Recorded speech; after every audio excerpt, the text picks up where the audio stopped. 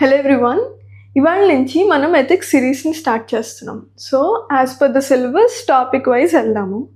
ఇవాళ first what is ethics దీని గురించి తెలుసుకుందాం. అయితే పాటర్ స్టీవర్ట్ అనే ఆయన ఒక కొటేషన్ ఇచ్చారు ఎథిక్స్ని డిఫైన్ చేస్తూ. ఇది ఒక డెఫినేషియల్ కొటేషన్ అనమాట. You can use it in your answers. Ethics is knowing the difference between what you have a right to do and what is right to do. ఇది ఒక చిన్న ఎగ్జాంపుల్తో చూద్దాం. దీంట్లో ఏంటంటే, ఒక రైల్వే స్టేషన్లో ఒక ఆవిడ నడుచుకుంటూ వెళ్ళిపోతూ ఉంటారు. ట్రైన్ జస్ట్ స్టార్ట్ అవుతుంది. అయితే ఎక్కే తొందరలో ఒక ఆయన పర్సు కింద పడేసుకుంటారు అన్నమాట. పర్స్లో సాలిడ్ క్యాష్ ఉంటుంది. అయితే ఆ ట్రైన్ స్టార్ట్ అవ్వడానికి రెడీగా ఉంది, ఆల్మోస్ట్ మూవ్ అవడానికి. ఆవిడకి పర్స్ దొరుకుద్ది. ఆవిడ చూస్తుంది ఎవరు పడేసుకున్నారు అని. ఆవిడకి 2 ఆప్షన్స్, తీసుకుని వెళ్ళిపోవచ్చు అండ్ ఆవిడకి అదే అనిపించింది కూడా, బికాజ్ షీ వాజ్ పూర్. అదే అనిపించింది తీసుకుని వెళ్ళిపోదామని.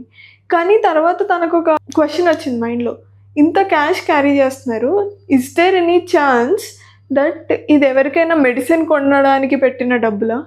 ఒకవేళ అలా అయితే ఈయన ఈ డబ్బులు పోగొట్టుకుంటే ఆవిడకి ఆ మెడిసిన్ అందదు, అప్పుడు వాళ్ళు చనిపోతారు, నా వల్ల ఒక ప్రాణం పోద్ది. ఇది అవ్వకపోవచ్చు కానీ అయి ఉండొచ్చు. సో అలా చేయకూడదని చెప్పి ట్రైన్ మూవ్ అవుతున్నా కూడా ఆయనకి పర్సు ఇచ్చేస్తుంది అనమాట ఫాస్ట్గా. సో ఆయన అసలు రియలైజ్ అవ్వలేదు తన పర్సు కింద పడిపోయిందని. కానీ రియలైజ్ అయిన తర్వాత ఆయన జస్ట్ థ్యాంక్ యూ చెప్పేశారు. కానీ తిన లోపల జరిగిన ఎథికల్ స్టామ్, అన్ని సిచ్యువేషన్స్ని ఆలోచించుకుని ఆవిడకి టెంప్టింగ్గా ఉన్నా కూడా రైట్ డెసిషన్ తీసుకోవాల్సి వచ్చింది. సో ఏమంటారంటే ఎథిక్స్లో, నీ దగ్గర చేయడానికి ఏముంది కానీ నువ్వు చేయడానికి ఏం చూస్ చేసుకుంటున్నావు. సో ఆవిడ తీసుకెళ్ళిపోవచ్చు, but what she chose is to do the right thing. So అది పాటర్ స్టీవర్ట్ చెప్పేది. నౌ ఎథిక్స్ అంటే ఏంటి అన్నది చూద్దాం. యాక్చువల్గా ఈ సిచ్యువేషన్ మొత్తంలో తన బ్రెయిన్లో జరిగిన పెద్ద storm, the dilemma is what is ethics. అది చదవడమే ఎథిక్స్ పని. సో బేసిక్గా అకాడమిక్గా మాట్లాడుకుందాం, not from civil services point of view. అకాడమిక్గా మాట్లాడుకుంటే it's actually a branch of philosophy. అది ఏం చేస్తుంది? రీసెర్చ్ చేస్తుంది, డీల్ చేస్తుంది అండ్ డిఫరెంట్ కేస్ స్టడీస్ని చూస్తుంది. హ్యూమన్ బిహేవియర్లో ఏది గుడ్ ఆర్ బ్యాడ్, ఏది రైట్ ఆర్ రాంగ్, ఇలాంటివన్నిటిని చూస్తాం అన్నమాట. సో ఇంత రీసెర్చ్ చేసినప్పుడు మనకి ఏమవుద్ది, మనం చాలా రీసెర్చ్ చేసిన తర్వాత మనకు ఒక సెట్ ఆఫ్ ఫ్రేమ్వర్క్ అనేది ఫామ్ అవుతుంది మైండ్లో. సో మనకు ఒక ఫ్రేమ్వర్క్ ఫామ్ చేస్తాము ఆ రీసెర్చ్ చేసిన తర్వాత. చేసినప్పుడు ఏమవుతుందంటే, ఈ ఫ్రేమ్వర్క్ దేనికి ఉపయోగపడుతుంది? మన మోరల్ వాల్యూస్ కరెక్టా రాంగా, మన డ్యూటీస్ కరెక్టా రాంగా, మన వాల్యూ ప్రయారిటైజేషన్ కరెక్టా రాంగా అన్నదాన్ని ఇవాల్యుయేట్ చేయడానికి, ఏది ఎంతవరకు కరెక్ట్ అన్నదాన్ని ఇవాల్యుయేట్ చేయడానికి ఈ ఫ్రేమ్వర్క్ పనికొస్తుంది. నెక్స్ట్ ఏమవుతుంది, అందరూ ఇవాల్యుయేట్ చేసి ఒక కంక్లూషన్కి వచ్చిన తర్వాత అది ఒక సెట్ ఆఫ్ మోరల్ ప్రిన్సిపల్స్గా సొసైటీలో స్ప్రెడ్ అయిపోతుంది. సో యూజువల్గా ఇందాక ఆ అమ్మాయి సిచ్యువేషన్లో ఆ అమ్మాయి ఈ మొత్తం ప్రాసెస్లో ఇక్కడ ఇంటర్వ్యూన్ అయ్యింది. అంటే ఆ మోరల్ ప్రిన్సిపల్స్ ఎలా ఉన్నాయి అన్నది తనలోకి ఎవరెవరు ఎక్కించుంటారు, ఫ్యామిలీ, సొసైటీ, ఆవిడ ఎక్స్పీరియన్సెస్, అవన్నీ ఆ ప్రిన్సిపల్స్ని ఆవిడలోకి ఎక్కించుంటారు. ఇప్పుడు జరిగిన కొత్త కేస్కి ఆవిడ లైఫ్లో ఎక్స్పీరియన్స్ని దాన్ని దీంట్లో ఇన్సర్ట్ చేసి చూస్తే కొన్ని మోరల్ ప్రిన్సిపల్స్ని ఆవిడ ఇవాల్యుయేట్ చేసుకున్నారు బ్రెయిన్లో.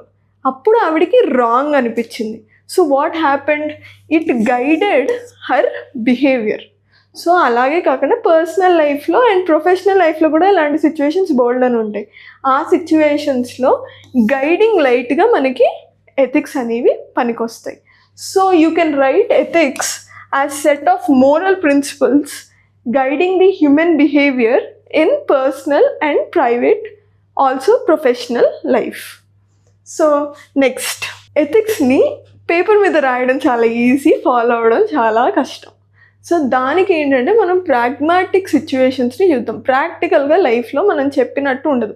ఇందాక ఆవిడ కేసులో yes or no, so she took a decision. అలాగే అది కొంచెం కాంప్లెక్స్ గ్రే ఏరియా, అలాగే హై కాంప్లెక్స్ గ్రే ఏరియాస్ కూడా ఉంటాయి. నౌ మనం కొన్ని ప్రాక్టికల్ కేసెస్ని చూద్దాం. ఓకే, ఎథిక్స్ అంటే ఏంటి అన్నది మనం నార్మల్ లాంగ్వేజ్లో అర్థం చేసుకుందాం. ఫస్ట్ ఈ కేస్ చూద్దాం. ఇది ఒక స్కూల్ అనమాట. స్కూల్లో teacher next day question paper ready చేసి ఆన్సర్ షీట్ రెడీ చేసి ఆ పేపర్ని అదే టేబుల్ మీద పెట్టి వెళ్ళిపోతారు. సో క్లాస్ రూమ్లో ఉన్న వాళ్ళందరూ పరిగెట్టుకుంటూ వెళ్ళి దాని ఆన్సర్స్ చూస్తారు. But they will be one girl, తను ఏం చేస్తుందంటే చిన్నపిల్ల అవ్వడం వల్ల వచ్చి కళ్ళు మూసుకుంటుంది. Like she about 8th class, అలా కళ్ళు మూసుకుని కూర్చుంటుంది అనమాట. సో టీచర్ వెనక్కి వచ్చినప్పుడు మిగతా వాళ్ళందరూ కూడా సెటిల్ అయిపోయి ఉంటారు, కానీ అందరి ఫేస్లో గిల్ట్ ఫీలింగ్ ఉంటుంది, కానీ ఆ అమ్మాయి ఫేస్లో గిల్ట్ ఫీలింగ్ ఉండదు. సో టీచర్ అడుగుతుంది వై అలాగా అని. కళ్ళు ఎందుకు మూసుకున్నావు అంటే, నేను టెంప్ట్ అయిపోతాను తప్పు చేయడానికి, so I don't want to do the mistake. నా హార్ట్ చెప్తుంది మిస్టేక్ చేయకూడదని, but I also want to get good marks. నేను కూడా చూసేద్దామని అనుకుంటున్నా, కానీ నేను నన్ను ఆపుకున్నాను అని చెప్తుంది అనమాట. సో ఎథిక్స్ని ఆ అమ్మాయి అప్హోల్డ్ చేసింది. So ethics is what we do when it is inconvenient. ఆ అమ్మాయి కన్వీనియన్స్ ఏంటి? She can go see the paper, but అది ఎథిక్స్ కాదు కాబట్టి ఎథికల్ వాల్యూస్ని అప్హోల్డ్ చేయడాన్ని ఇన్కన్వీనియంట్ యాక్ట్ అని కూడా చేసింది ఆ అమ్మాయి. నెక్స్ట్ ఇంకో సిచ్యువేషన్ చూద్దాం. తిను ఒక షాప్కి వెళ్తాడు, గ్రాసరీస్ కొనుక్కుంటాడు. గ్రాసరీస్ కొనుక్కుని యాక్చువల్గా 200 రూపీస్ బిల్ అయితే 250 రూపీస్ ఇచ్చేసి వచ్చేస్తాడు. షాప్ కీపర్కి 2 ఆప్షన్స్. పిలిచి 250 రూపీస్ కాదు, అయ్యింది 200 రూపీస్ అని చెప్పి 50 రూపీస్ తిరిగి ఇచ్చేయచ్చు. That is integrity. కానీ ఈయన చూసుకోలేదు, ఆ షాప్ కీపర్కి చూపడానికి ఎవిడెన్స్ కూడా లేదు. సో ఈ can't go and question also unless అంటే 250 రూపీస్ ఇచ్చావని నువ్వు ప్రూవ్ చేయాలి కదా. వాట్ హీల్సే నువ్వు 200 ఇచ్చావని చెప్పేయచ్చు. కానీ షాప్ కీపర్ ఏం చేస్తాడు? హీ చోస్ ఇంటిగ్రిటీ, ఎవరు వాచ్ చేయకపోయినా కూడా. So what he chose is even when no one is watching he has given, పిలిచి మరీ 50 రూపీస్ వెనక్కి ఇచ్చేసాడు. ఆ అవసరం తనకి లేదు అయినా కూడా. So that is ethics, inconvenience when no one is watching, ఈ టైంలో కూడా. నెక్స్ట్ హీస్ తమన్. అయితే తిను ఏం చేస్తాడంటే ఒక మున్సిపల్ ఆఫీస్లో పనిచేస్తూ ఉంటాడు. ఒక షార్ప్ కర్వ్ రోడ్డు ఉంటుంది అనమాట. అక్కడ లైట్ పెట్టకపోవడం వల్ల చాలా యాక్సిడెంట్స్ అయ్యాయి. సో గవర్నమెంట్ దాన్ని రికగ్నైజ్ చేసి లైట్ పెట్టించింది, స్ట్రీట్ లైట్ పెట్టించింది. కానీ 1 fine day స్ట్రీట్ లైట్ పగిలిపోయింది అనమాట. Thaman was very anxious. By mistake ఎవరైనా క్రాస్ అయితే యాక్సిడెంట్ అయ్యే ఛాన్సెస్ ఉన్నాయి, లైక్ 2 ఫాస్ట్గా వచ్చాయంటే యాక్సిడెంట్స్ అయ్యే ఛాన్సెస్ ఉన్నాయని తను ఆలోచిస్తూ ఉండేవాడు అనమాట. కానీ గవర్నమెంట్ రెడ్ టేపిజం వల్ల ఎక్కువ డిలే ఉండడం వల్ల స్ట్రీట్ లైట్కి అప్రూవల్ ఫాస్ట్గా వచ్చేది కాదు. He became very compassionate. ఒకవేళ ఏమైనా జరిగితే it would be our responsibility, అది మన వల్ల పోయింటుంది ప్రాణం, so we will be guilty అని చెప్పి తను డబ్బులతో తను తెచ్చుకొచ్చి స్ట్రీట్ లైట్ పెట్టిస్తాడు. సో దానివల్ల తనకి ఏమైనా లాభమా? లేదు, అయినా చేస్తాడు. So what we stand for when there is nothing to gain. ప్రాక్టికల్గా ఎథిక్స్ అంటే ఇన్కన్వీనియన్స్ ఉన్నా కరెక్ట్ చేయడం, ఎవరు చూడకపోయినా కరెక్ట్ చేయడం, అండ్ నీకు ఏమీ గెయిన్ లేకపోయినా కరెక్ట్ చేయడంని, ఎథిక్స్ని అప్హోల్డ్ చేయడాన్ని ఉంటుంది అనమాట. Now what is not ethics? Certain domains of life like law, religion, నీ పర్సనల్ ఒపీనియన్ లేదా బ్యూరోక్రాటిక్ రూల్స్, అవి ఇంకా ఎథిక్స్ కొన్ని ఏరియాస్లో క్లబ్ అవ్వచ్చు. ఫర్ సపోజ్ ఇలా ఈ కామన్ ఏరియా ఉండొచ్చు, కానీ ఎప్పుడు ఇది ఎథిక్స్ అనుకోండి, ఇది బ్యూరోక్రసీ అనుకోండి, ఎథిక్స్ అండ్ బ్యూరోక్రసీ ఇలా ఉండాల్సిన అవసరం లేదు. సో కామన్ ఏరియా ఉండొచ్చు కానీ సేమ్ ఉండాల్సిన అవసరం లేదు. సో ఆ డిఫరెన్స్ ఏంటో చూద్దాం. ఇప్పుడు ఎథిక్స్ లా ఆర్ లీగాలిటీ గురించి మాట్లాడుకుందాం. ఫర్ సపోజ్ ఒక డ్యామ్ కన్స్ట్రక్ట్ చేస్తున్నారు. ఇప్పుడు ఆ పూర్ పీపుల్ని అక్కడి నుంచి ఇవాక్యుయేట్ చేయాలి. లా అదే చెప్పింది, యాక్ట్ అదే చెప్పింది, లా దాన్ని అప్రూవ్ చేసింది. ఇప్పుడు అక్కడి నుంచి ఇవాక్యుయేషన్ జరగాలి. సో కానీ అక్కడ ఉన్నది అందరూ పూర్ పీపుల్. వాళ్ళకి రీహాబిలిటేషన్ సరిగ్గా చేయకుండా, వాళ్ళని కాంపెన్సేషన్ సరిగ్గా ఇవ్వకుండా పంపించలేము.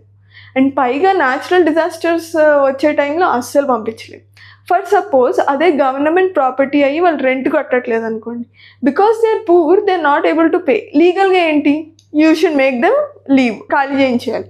కానీ ఏంటి, నీ కంపాషన్ అండ్ ఎంపతి ఏం చెప్తుంది? ఇప్పుడు వీళ్ళు ఎక్కడికి వెళ్తారు, ఏం చేస్తారు? సో లా ఏం చెప్తుంది, స్ట్రైట్గా ఫాలో అయితే వాళ్ళని అక్కడి నుంచి ఇవాక్యుయేట్ చేసేయాలి, లేదా వాళ్ళని అక్కడి నుంచి ఖాళీ చేయించేయాలి రెంట్ విషయంలో. బట్ ఏమవుతుంది, ఆ కంపాషన్ అండ్ ఎంపతి అనేది మధ్యలోకి వస్తుంది. ఈ కంపాషన్ అండ్ ఎంపతి ఎప్పుడైతే మధ్యలోకి వచ్చిందో అప్పుడు ఎథిక్స్ వచ్చినట్టు. సో ఈ కంపాషన్ అండ్ ఎంపతి లేకపోతే లా ఫాలో అయిపోతున్నాం, అంటే లా అండ్ ఎథిక్స్ ఒకటి కాదు. So there is a difference. దాని తర్వాత మియర్ కంప్లైంట్స్. సో బ్యూరోక్రాట్ ఉన్నాడు, దాన్ని ఫ్యాక్టరీకి అప్రూవల్ ఇవ్వమన్నాడు, కానీ తెలిసిన విషయం ఏంటంటే ఫ్యాక్టరీ నుంచి స్మోక్ చాలా వస్తుంది, దానివల్ల చుట్టూరు ఉన్న వాళ్ళకి చాలా ప్రాబ్లం అవుద్ది అండ్ కెమికల్స్ చాలా ఉంటాయి. సో అప్పుడేమవుతుంది, ఈ బ్యూరోక్రాట్ ఆయన పొలిటికల్గా ఇంప్లిమెంటేషన్ చేయమన్నారు కాబట్టి చేసేసాడు అనుకో, అక్కడ ఉన్న జనాల లైఫ్స్కి థ్రెట్ ఉంటుంది. So what should his intuition be? ఆ మోరల్ ఇంట్యూషన్ చెప్తుంది, విజిల్ బ్లో దిస్, చెప్పు ఫ్యాక్టరీ వల్ల ప్రాబ్లమ్స్ ఉన్నాయి, you should not sign this అన్నది. ఓన్లీ కంప్లైన్స్ ఉంటే it's not ethics. Next personal convenience. ఒక ఒపీనియన్ అంటూ నీకు ఉంటుంది. దాంట్లో ఎగ్జాంపుల్ ఏంటంటే, నీకు ఒక ఒపీనియన్ ఉన్నప్పుడు నీకు ఒక అడ్వాంటేజ్ ఉంది అని చెప్పినా కూడా దానికి టిక్ కొట్టేస్తావు, అది ఎథికల్గా రాంగ్ అని కూడా. ఫర్ సపోజ్ ఏదైనా ప్రాజెక్ట్లో as a bureaucrat if there are irregularities, నువ్వు విజిల్ బ్లో చేయవు. ఎందుకు చేయవు? నీ పోస్ట్ కోసం, లేకపోతే నీకు వచ్చే ప్రాఫిట్స్ కోసం, ప్రమోషన్ కోసం, ఎక్సెట్రా ఎక్సెట్రా. అది తప్పే. సో పర్సనల్ కన్వీనియన్స్ కోసం మనం ఫీల్ అవుతున్నవన్నీ కరెక్ట్ కాదు, ఆర్ ఆ ఫీల్ అవుతున్నవన్నీ ఎథిక్స్ అయితే కాదు. నెక్స్ట్ రిలీజన్స్ యూనివర్సల్లీ చాలా, అన్ని రిలీజియన్స్ హ్యుమానిటీని ప్రాపగేట్ చేస్తాయి. But there are extreme religions, అంటే రిలీజియన్లోనే కొంతమంది ఎక్స్ట్రీమ్ పర్స్పెక్టివ్స్ని తీసేసుకుంటారు, లైక్ బ్లాక్ మ్యాజిక్ రిచువల్స్ ఇలాంటివి. సో అవి రిలీజియస్గా యాక్సెప్ట్ చేసినా you should not accept it ethically. So whole religion is not ethics.